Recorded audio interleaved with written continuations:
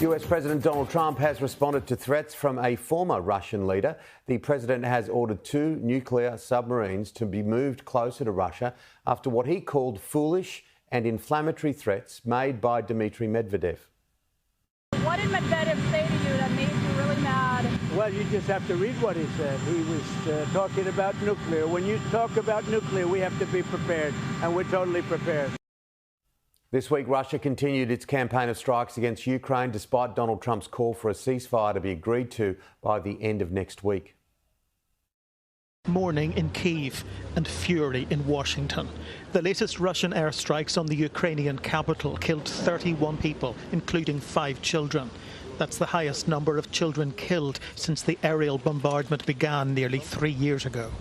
On Monday, Donald Trump gave Russia 10 days to agree a ceasefire or face sanctions. I think it's disgusting what they're doing. I think it's disgusting. This is Biden's war, it's not my war. But I said if I get in, I'll try and get the thing stopped. But former Russian President Dmitry Medvedev accused the US president of engaging in a game of ultimatums and reminded him that Russia possesses Soviet-era nuclear strike capabilities of last resort, prompting the deployment of US submarines near Russia, Trump accusing him of issuing highly provocative statements. In a statement on Truth Social, he said, "I have ordered 2 nuclear submarines to be positioned in the appropriate regions, just in case these foolish and inflammatory statements are more than just that." Words are very important and can often lead to unintended consequences. I hope this will not be one of those instances. Russian President Vladimir Putin, who's been meeting his Belarusian counterpart and ally Alexander Lukashenko, is playing down hopes of any breakthrough soon.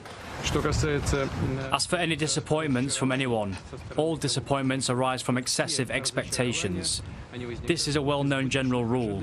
It's necessary to conduct thorough talks to reach a peaceful settlement, and it should be done calmly during the negotiation process and not in public. This is a high-stakes signal of strength. Strategically, it's classic Trump. Bold, headline-grabbing and intended to project dominance. But it's also risky, escalating tensions with Russia during an already volatile phase of the war. The US president is betting on brinkmanship to end the attacks. But Moscow wants peace on its terms, not on Donald Trump's.